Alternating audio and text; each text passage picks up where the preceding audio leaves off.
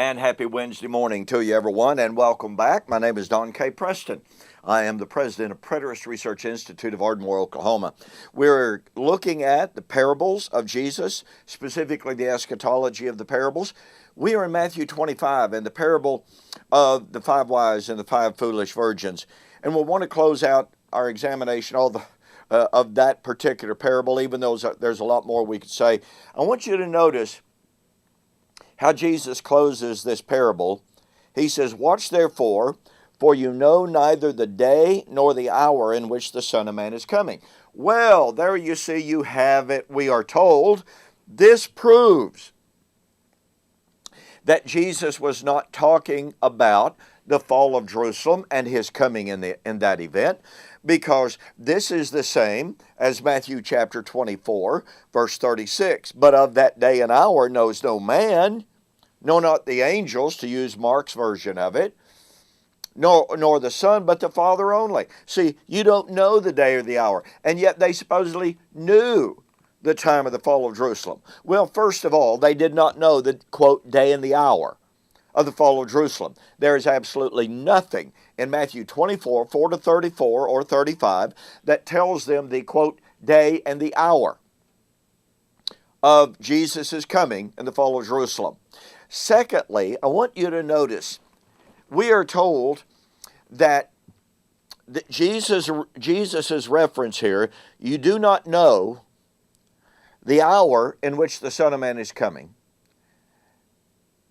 has to mean that in the epistles, when the writers of the epistles said, the coming of the Lord is drawn near, well, look, Jesus in Matthew 24 didn't know the day or the hour of his coming.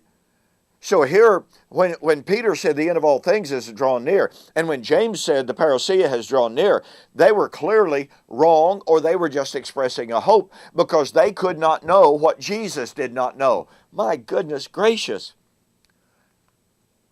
Can we not be better students than that? And I mean no disrespect. But watch this. When Jesus said, "You do not know the day or the hour," when Jesus said, "No man knows the day or the hour," Matthew 24, 36. When he said those things, that was true, correct? But wait a minute.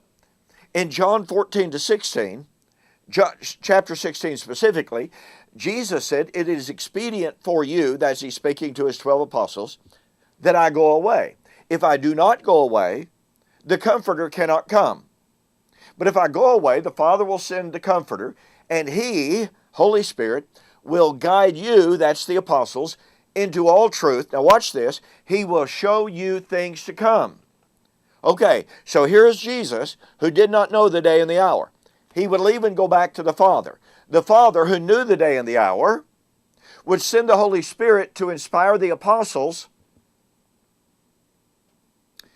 to know, to understand things to come. On the day of Pentecost, the apostles received the gift of the Holy Spirit, did they not?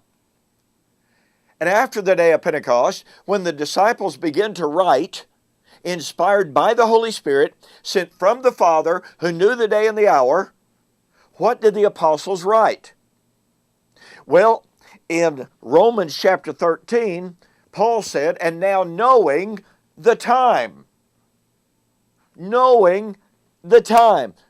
The word time is kairos, appointed time. It is the hour, it is the hour for you to waken out of your sleep. Here is Paul, inspired by the Holy Spirit, sent from the Father, who knew the day and the hour, causing Paul to say, "You know what time it is. And the hour has arrived." In Revelation chapter 1, 1 to 3, the revelation of Jesus Christ, now watch this, which God, who knew the day and the hour, gave to him to show to his servants things which must shortly come to pass.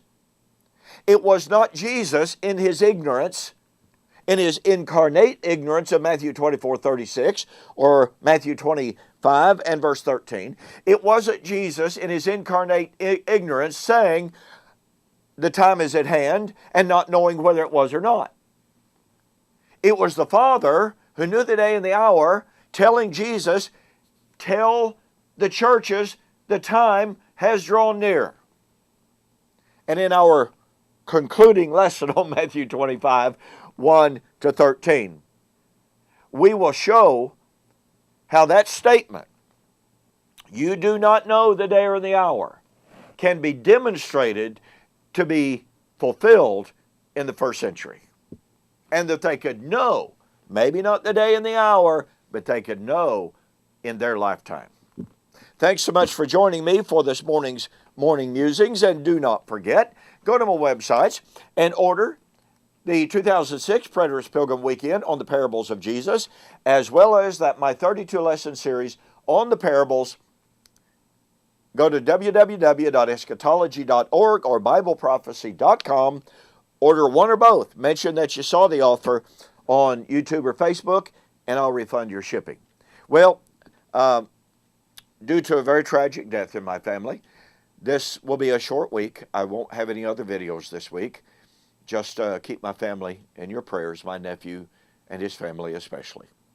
Thank you for joining me. Lord willing, we'll see you next Monday.